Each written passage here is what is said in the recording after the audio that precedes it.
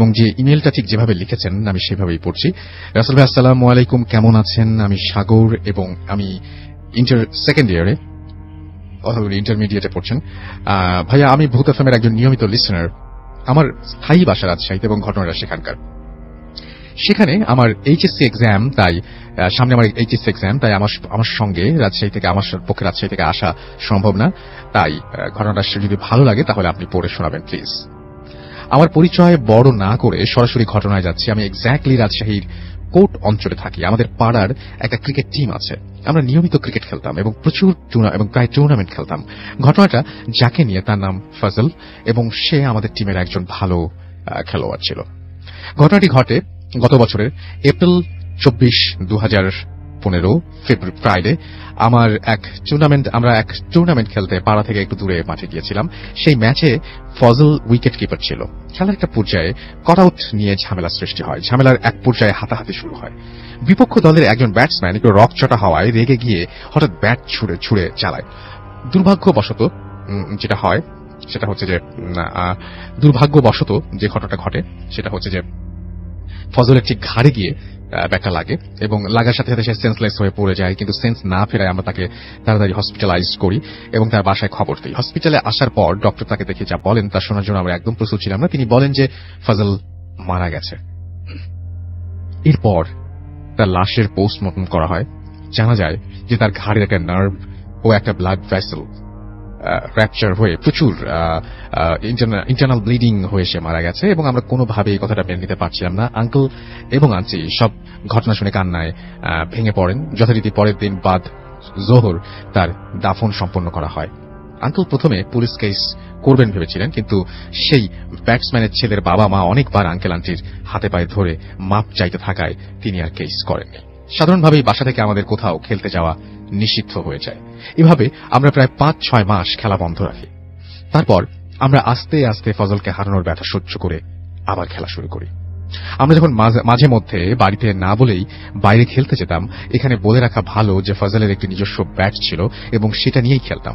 আমি ব্যাটটা সবসময় আমার ঘরের বাইরে স্যান্ডেলের র্যাকে হেলান দিয়ে রাখতাম। সবকিছু ঠিকঠাকই চলছিল, কিন্তু হঠাৎ এক রাতে প্রায় 12:30টায় আমি একটা শব্দ শুনতে পাই। এটা এমন ছিল যে কেউ একজন ব্যাট দিয়ে বল মারছে। ব্যাটটা যেখানে থাকতো সাউন্ডটা সেখান থেকে আসছে। এভাবে 4-5 মিনিট হওয়ার পর থেমে যায়।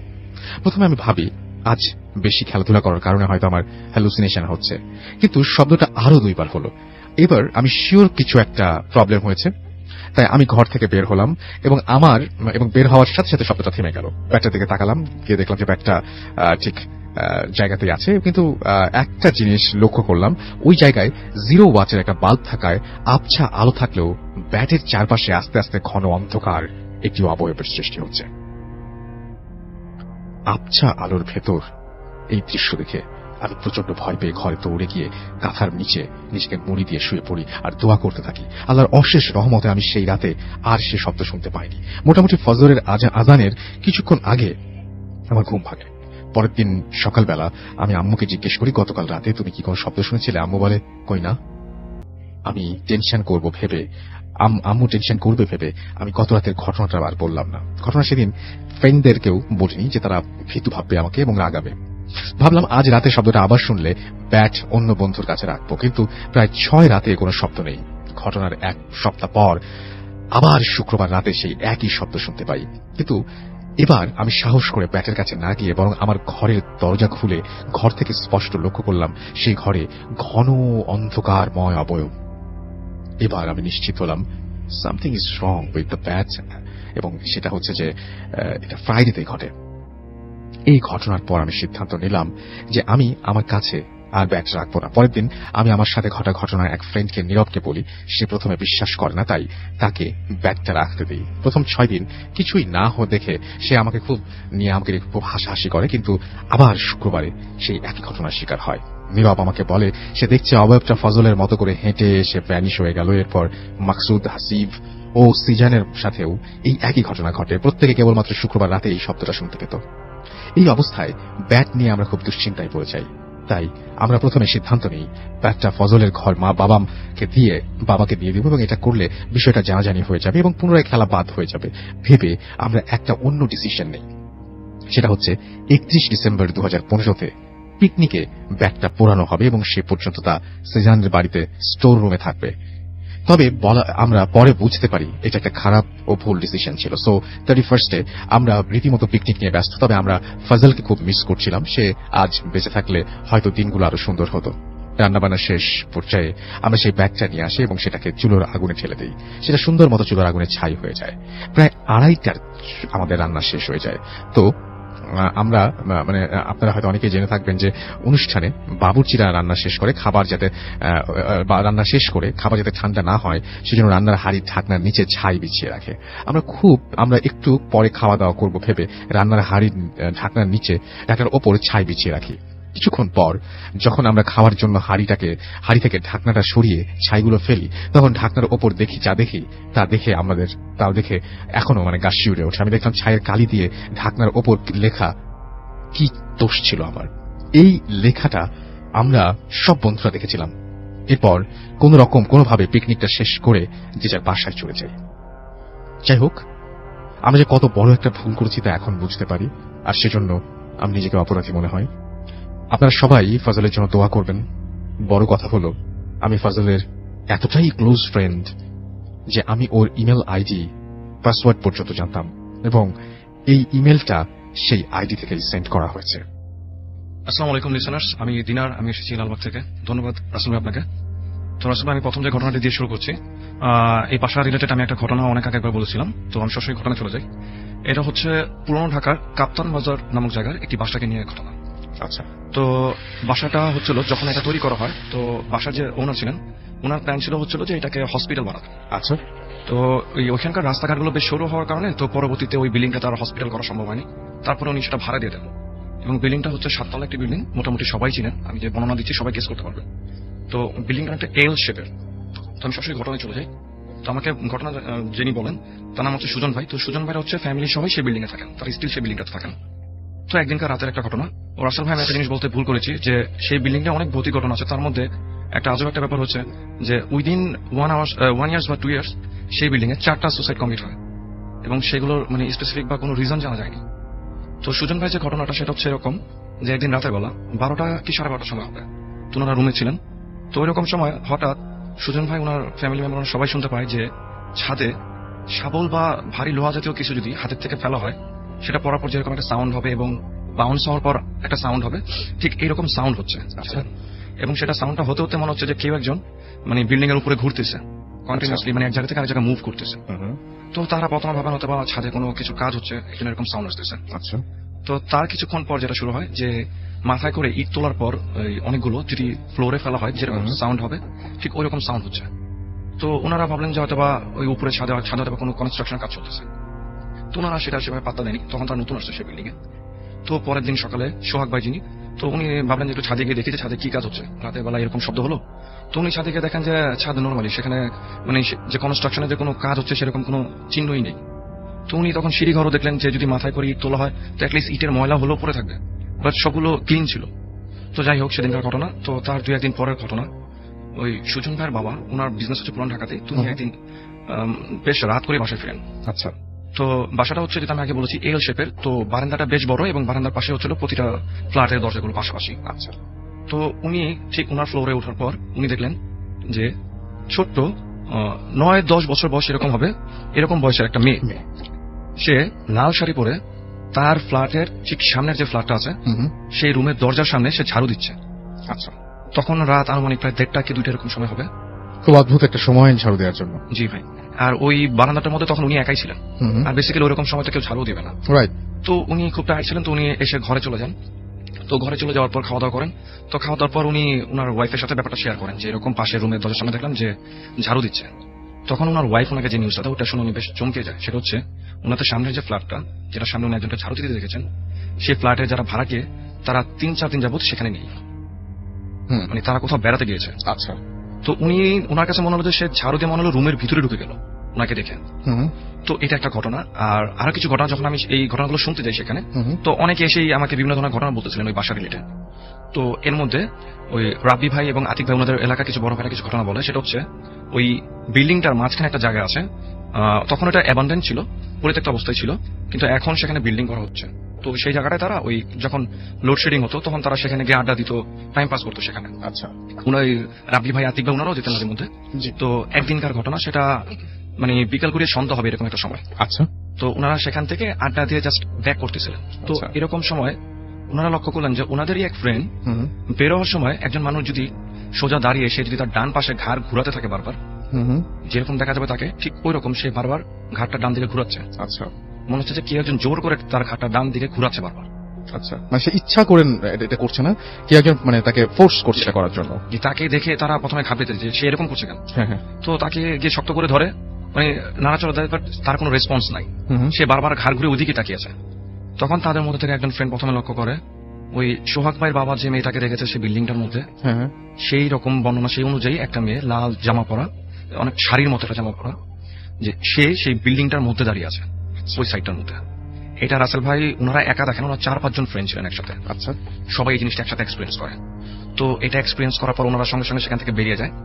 তো এই ঘটনাটা আমাকে ওনারা বলে।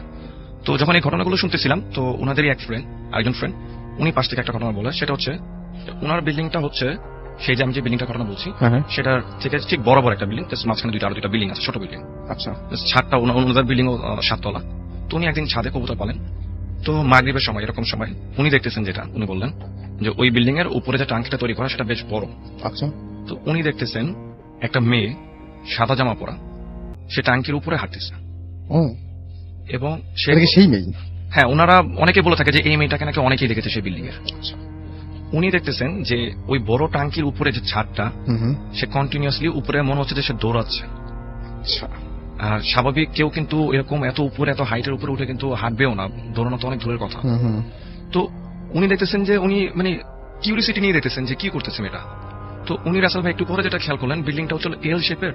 তো উনি দেখতেছেন যে সে মনে হচ্ছে স্টেপ দিচ্ছে, সে স্টেপ দেওয়ার সঙ্গে সঙ্গে মনে হচ্ছে সে বিল্ডিং এর অন্য যে পোর্শনটা আছে সেখানে চলে যাচ্ছে। আচ্ছা, তার মানে বডির তুলনায় মনে হচ্ছে যে তার পা গুলো বেশ লম্বা, সে এক পোর্শন থেকে খুব দ্রুত এক জায়গা থেকে আরেক মুভ করতে পারছে এবং কোনো ধরনের এফোর্ট দিতে হচ্ছে না। মানে মনে হচ্ছে যে সে জাস্ট একটা স্টেপ দিয়ে একদম ওই একটা পোর্শন থেকে আরেকটা পোর্শন চলে যাচ্ছে। তো এটা দেখার পর আসলে উনি একটু ঘাবড়ে যায়। স্বাভাবিক। তো উনি তখন বললেন যে মাগরিবের আজান দিবে এরকম একটা সময়। তো উনি রাসেল ভাই তখন চিন্তা করলেন যে এখন আর ছাদে থাকাটা ঠিক হবে না, তো উনি নেমে যাবেন চিন্তা করলেন। তো রাসেল ভাই যেই উনি ওই বিল্ডিং থেকে জাস্ট নজর ঘুরায়, উনি যে ওনাদের সিঁড়িতে নিচে নামবে, তখন উনি দেখে যে উনি এতক্ষণ যে মেয়েটাকে ওই বিল্ডিং এ হাঁটতে দেখতেছিল, সেই মেয়েটা তাদের বিল্ডিং এর সাথে, তাদের বিল্ডিং এর ওখান থেকে চলে এসেছে এই বিল্ডিং এ। হ্যাঁ, উইদিন ফিউ সেকেন্ডস। তারপরে সেই ছাদের যে বাউন্ডারিটা আছে, সেই বাউন্ডারির মধ্যে সে হাঁটতেছে। মানে ওইখানে স্বাভাবিক কেউ গিয়ে যে হাঁটবে তাও না, অ্যাবসার্ড ব্যাপার এটা। জি। আর আরেকটা ঘটনা রাসেল ভাই ওই বিল্ডিং এর পাশে একটা আমাকে বলে, যে আতিক ভাই বলে উনি ছাদে আগে মাঝে মধ্যে কারেন্ট চলে গেলে ছাদে যেতেন। তো উনি কয়েকদিন দেখছেন যে সাদা জামা পরা একটা মেয়েকে বিল্ডিং এর একটা পাশে দাঁড়িয়ে থাকতেন। আচ্ছা, তো উনি কয়েকদিন খেয়াল করছেন হয়তো লোডশেডিং এর কারণে সে হয়তো উপরে আসে, বাট উনি 3-4 দিন দেখেছে যে সে একটা সাইডে আসে এবং একই রকম ভাবে সে দাঁড়ায়, মানে কোনো নড়াচড়া নাই তার। যে অ্যাজ ইউজুয়াল কেউ যদি ছাদে যায় সে তো মুভ করবে এক জায়গা থেকে আরেক জায়গা, বাট সে দেখতেছে যে সে প্রতিদিনই তাকে দেখতেছে যে সে একই জায়গায় একইভাবে দাঁড়িয়ে আছে। তো একদিন উনি চিন্তা করলেন যে ওনাদের বাসার ছাদের উপরের যে ফ্লোরটা, ওইখান থেকে দেখবেন যে এটা আসলে কে, সে প্রতিদিনই এসে এখানে দাঁড়িয়ে থাকে। তো যেই রাসেল ভাই উনি জাস্ট 6 তলা থেকে 7 তলা উঠে ওনাদের বিল্ডিং এর, উনি ওই কয়েক সেকেন্ড 3-4 সেকেন্ড হবে, উনি সঙ্গে সঙ্গে দেখলেন যে সেখানে কেউ নেই। কেউ নেই বলতে গেলে হচ্ছিল উনি এতক্ষণ এই কদিন যাকে দেখেছে সেখানে দাঁড়িয়ে থাকতে, সেখানে জাস্ট 2টা পাইপ দেখছেন এখন। বাট এই কদিন যাকে উনি দাঁড়িয়ে থাকতে দেখেছেন সেখানে উনি ওই রকম কোনো পাইপ জাতীয় কিছুই দেখে নাই। তো এটা দেখার পর আতিক ভাই বেশ ভয় পেয়ে যায়। তো আতিক ভাইরা ওই বাসা ভাড়া থাকে। তো ওই বাসা যে বাড়িওয়ালা, উনি আতিক ভাইকে যে ঘটনাটা বলে সেটা হচ্ছে উনি যে মেয়েটাকে দেখেছেন এই মেয়েটাকে অনেকেই দেখেছেন সেই বিল্ডিং এর এই ছাদের এই পাশে। আচ্ছা, তো এটা বেশ আগের একটা ঘটনা। এখানে এই একটা মেয়ে থাকতো এবং আতিক ভাইয়ের যে বিল্ডিং আছে তার পাশের বিল্ডিং এ একটা ছেলে থাকতো, তাদের মধ্যে অ্যাফেয়ার ছিল। তো কোনো কারণে মেয়ের এবং ছেলের ফ্যামিলি কেউ মেনে নেয়নি ব্যাপারটা। আচ্ছা, তো মেয়ে ঠিক ওই আতিক ভাই তাকে যেখানে দাঁড়িয়ে থাকতে দেখেছে সেখান থেকে সে লাফ দিয়ে পড়ে যায়, এবং লাফ দিয়ে পড়ে যাওয়ার পর অনেক বাসার মেইন গেটের উপরে কিছু রডের মতো শুরু করে দেওয়া যাতে কেউ পা দিতে না পারে। Right right. তো রাসেল ভাই সেই মেয়েটাকে সবাই সকালবেলা দেখায় যে সে পড়ে আছে, তার এই গলার এদিক দিয়ে সেই রডগুলো ঢুকে আছে। এই ঘটনাটা সেই ঘটনাটার পর থেকে এই মেয়েটাকে এখানে দেখা যায়। আর ঠিক এই ইনসিডেন্টটার 2 দিনের মাথায় সেই ছেলেটা ওই পাশ থেকে লাফ দেয়।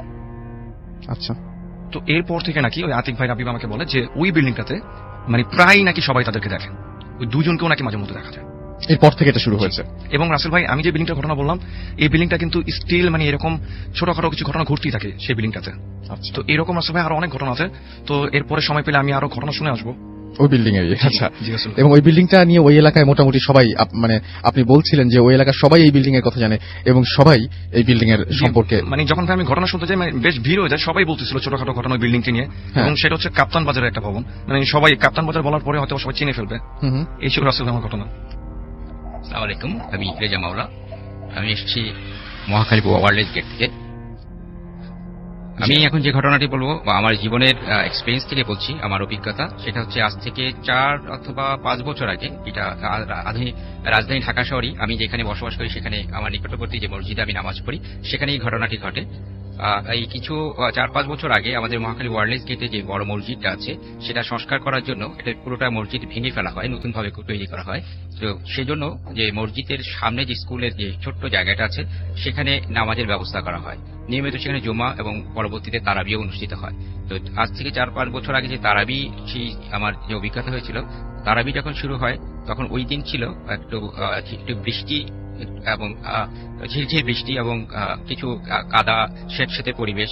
আর ওখানে এই ছোট্ট পরিসরে মসজিদে বা 100 জনের মতো হবে না, নামাজ পড়ার ব্যবস্থা তখন ছিল।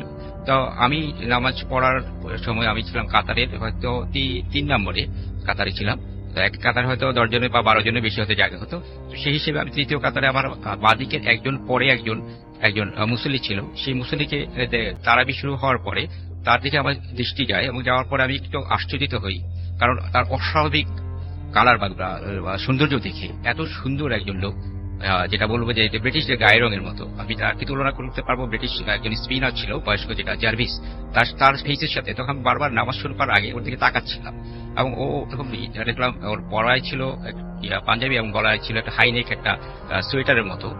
ওটা গলায় পেঁচানো ছিল। এবং আমরা যখন যথারীতি নামাজ শুরু হয়, তারাবি কিন্তু একটু বড় সূরা দিয়ে শুরু হয়, এটা খতম তারাবি।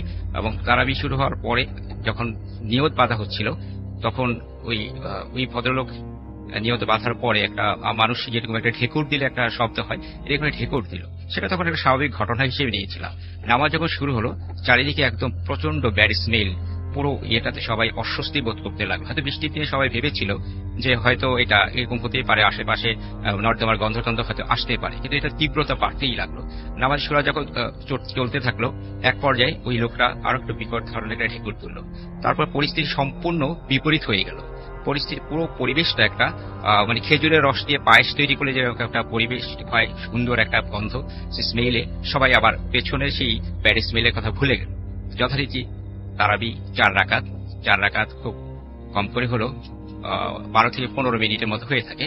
তো তারাবি যখন শেষ হলো, তখন আমার মনোসংযোগ, তখন তারাবির সময় নর্মালি কিন্তু আমরা কনসেন্ট্রেশনটা দিতে হয় ওই সূরার দিকে, তখন বারবারই ওই লোকটার কথাই মনে হচ্ছে, আর বারবার দুটো গন্ধের স্মেলের কথা আমার মনে হচ্ছিল। যথারীতি তারাবি যখন মাঝখানে 4 রাকাত পরে যখন শেষ হয়, 4 রাকাত শেষ হওয়ার পর একটা ব্রেক দেওয়া হয়, ওই ফিরে দেখলাম যে আমার পরবর্তী ওই কাতারে ওই লোকটি নেই। এখন কথা হলো, সাথে সাথে আমি দেখলাম আরো একজন লোক ওই ফিলিং দ্য ব্ল্যাঙ্কস, যেটা ওই শূন্যস্থানটা পূরণ করে দিল। কিন্তু নামাজ যতক্ষণই ছিল, আমার তখন লাগলো যে এত সুন্দর এই ব্যক্তিটা এই নামাজের ভিতরে কোথায় হাওয়া হয়ে গেল। এই ছিল আমার এই বাস্তবিক এই আধুনিক ঢাকায় একটা অভিজ্ঞতা। কতদিন আগের ঘটনা এটা? 4 থেকে 5 বছর আগে এই। Thank you very much. আপনার ঘটনার জন্য আপনাকে অনেক ধন্যবাদ। আমরা